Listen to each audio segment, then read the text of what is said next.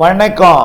செல்வகுமாரின் அறுவடை, விதைப்பு, உப்பள பணிகள் மற்றும் செங்கல் சூளை பணிகள், உலர்த்துதல், பூச்சி விரட்டி அடித்தல் மற்றும் அனைத்து பொது பணிகளுக்குமான வானிலை ஆய்வறிக்கை.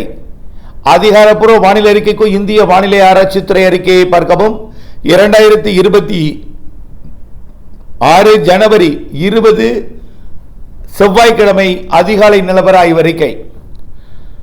காற்றழுத்த தாழ்வு பகுதி வரக்கூடிய 23 இலங்கையை நெருங்கி 24 தென்னிலங்கை கடந்து 25 மன்னார் வளைகுடா வழியாக குமரிக்கடல் வழியாக மாலத்தீவு பகுதியை நோக்கி நகர இருக்கிறது. இதன் காரணமாக வரக்கூடிய 23ஆம் தேதி இலங்கைக்கு தொடங்கும் மழை 24, 25, 26 தமிழ்நாட்டில் பரவலாக குறிப்பாக அறுவடை செய்து கொண்டிருக்கக்கூடிய டெல்டா மாவட்டங்களில் நிறைய மழைப்பிடிப்பை தருவதற்கு வாய்ப்பு இருக்கிறது. வடகடலோரம் வடவுள் மாவட்ட பகுதிகளுக்கும் கர்நாடக எல்லையோரம் வரைக்கும் கூட முன்னேறி கொடுப்பதற்கு வாய்ப்பு இருக்கிறது. கர்நாடக எல்லையோரத்திற்கு 1 நாளும், வடகடலோரம் 2 நாளும், டெல்டாவிற்கு 3 நாளும், தென் மாவட்டங்களுக்கு 2 நாளும், கண்டிப்பாக 25, 26 பரவலான மழைப்பிடிப்பை தமிழ்நாட்டுக்கு கொடுக்க போகிறது.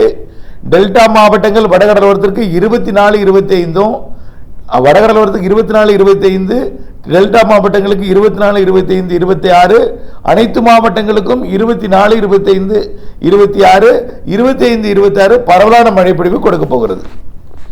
ஆக இந்த மழைப்பொழிவை நினைவில் கொண்டு கண்டிப்பாக உங்களுக்கு அறுவடை தானியங்களை பாதிக்கும் அளவில் ஒடிந்து விழுந்திருக்கக்கூடிய சாய்ந்திருக்கக்கூடிய அறுவடை முதிர்ந்த நெல் தானியங்களுக்கு பாதிப்பை ஏற்படுத்தும் மழைப்பொழிவாக தெரிகிறது.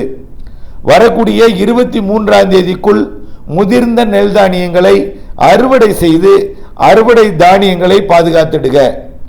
வைக்கோலையும் 23ஆம் தேதி மாலைக்குள் கட்டிடணும், முதிர்ந்த நெல் தானியங்களை மட்டும். அதற்கு அடுத்தது 27, 28, 29 இடைவெளி இருக்கும். அந்த இடைவெளியை பயன்படுத்தி அறுவடை செய்யலாம். ஆனால் 24, 25, 26 சற்று கனமாகவே இருக்கிறது என்பதன் காரணமாக அறுவடை செய்துவிட்டு வைக்கோலை கட்டாமல் விட்டுவிட வேண்டாம். சரியான திட்டமிடுதலுடன் முன்கூட்டியே முதிர்ந்த நெல் தானியங்களை அறுவடை செய்து 23ஆம் தேதி மாலைக்குள் கட்டிவிடுங்கள். உள் மாவட்டங்கள் வட உள் மாவட்ட பகுதிகளில் கொஞ்சம் தாமதமாக தான் 24ஆம் தேதி தொடங்கும். டெல்டா மாவட்டங்களில் டெல்டா கடலோரம் 24ஆம் தேதி அதிகாலை காலை தொடங்குது. படிப்படியாக மதியம் டெல்டாவின் உள்ளே பகுதிகளிலையும் உள்பகுதிகளிலையும் மாலைக்குள் கடலோர மாவட்டங்கள் முழுவதுமே 25ஆம் தேதி அனைத்து மாவட்டங்களுக்கும் 26ஆம் தேதி டெல்டா தென் மாவட்டங்கள் மேற்கு மாவட்டங்களுக்கும் நல்ல மழை கனமழை பொழிவு காத்திருக்கிறது. ஒதுக்கி ஒதுக்கி பெய்தாலும் ஒதுங்கி இருக்கக்கூடிய இடங்களுக்கெல்லாம் அடுத்தடுத்த மணி நேரங்களில் வெவ்வேறு மணி நேரங்களில் வெவ்வேறு இடங்களில் பெய்து அந்த 2 நாளில் 25, 26 பரவலான மழைப்பொழிவை கொடுப்பதற்கு சாதகம் இருக்கிறது. ஆக இதை நினைவில் கொண்டு இதை அறியாதவர்களுக்கும் அறுவடையை 24, 25 திட்டமிட்டிருப்பார்கள் பலர். இந்த தகவலை அவர்களுக்கு சொல்லி 23 மாலைக்குள் அறுவடை செய்ய கேட்டுக்கொள்ளுங்கள். முதிராத நெல் தானியங்களை அவசரப்பட்டு அறுவடை செய்துவிட வேண்டாம். மீண்டும் 3 நாள் இடைவெளி கிடைக்கும். மீண்டும் 2 நாள் இலங்கையில் மழைப்பொழிவு நிறைய கொடுத்து டெல்டா தென்கடலோரத்திற்கு 30, 31 பிப்ரவரி 1 கொடுக்கக்கூடிய நிகழ்வும் மழைப்பொழிவை கொடுக்கும். ஆனால் இந்த 30, 31, 25, 26 மழைப்பொழிவு கூட சற்று குறைவாக தெரிகிறது. ஆனால் அதுவும் ஆய்வில் இருக்கிறது. அதற்கு அடுத்தபடியாக பிப்ரவரி 5 தேதிக்கு மேல் 6, 7, 8, 9 தேதிகளில் மேலும் ஒரு நிகழ்வு இருக்கிறது.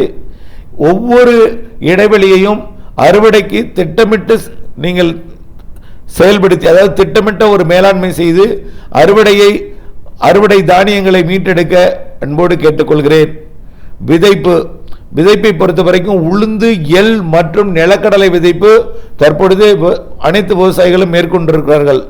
அறுவடை செய்த இடங்களில் உளுந்து விதைப்பு, இடையில நடவு பணி செய்யாமல் கோடையில் நிலக்கடலைக்காக ஒதுக்கி வைக்கப்பட்ட நிலங்களிலே நிலக்கடலை விதைப்புக்காக வானிலை அறிக்கையை கேட்காதவர்கள் சிக்கிக் கொண்டார்கள்.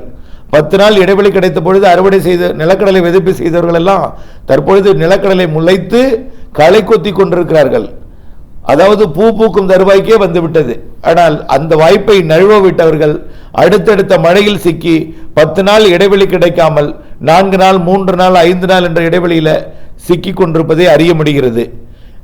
கடந்த மழைக்கும் இப்போ வரக்கூடிய மழைக்கும் 10 நாள் இடைவெளி கிடைத்திருந்தாலும் பொங்கல் பண்டிகை 5 நாட்கள் வந்து விவசாயிகள் தொழிலாளர்களை, அதாவது நிலக்கடலை விதைப்புக்கு தேவையான ஆள் பற்றாக்குறை ஏற்பட்டு, அதாவது உழுதலுக்கு கூட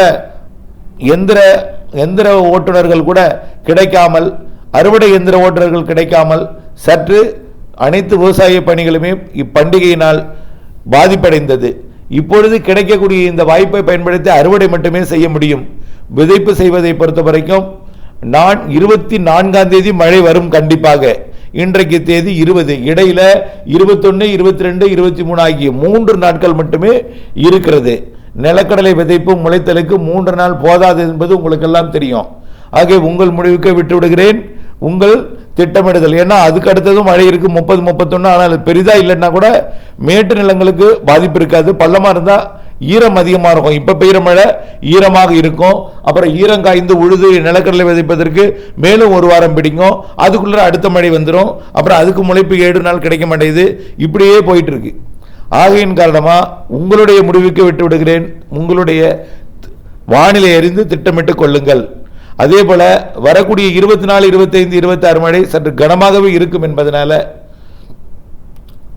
அனைத்து பொது பணிகள், அதாவது சாலை பணி, கட்டுமான பணி, அனைத்து பணிகளுக்குமே விரைந்து இந்த 3 நாள்ல முடிக்கணும்.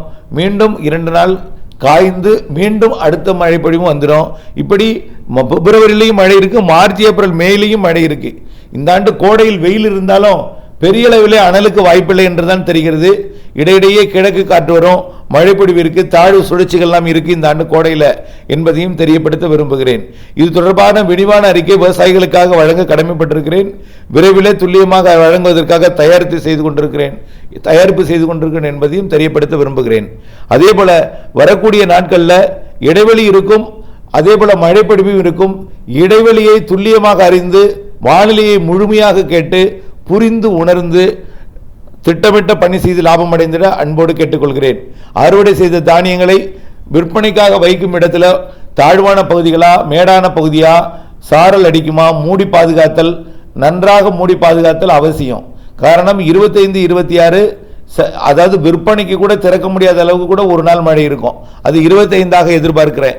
26ஆம் தேதி கூட விட்டு விட்டு மழை இருந்துட்டு தான் இருக்கும். 2 நாள் மழை கண்டிப்பாக டெல்டாவிற்கு உண்டு என்பதையும் மூடி பாதுகாக்க அன்போடு கேட்டுக்கொள்கிறேன். நன்றி.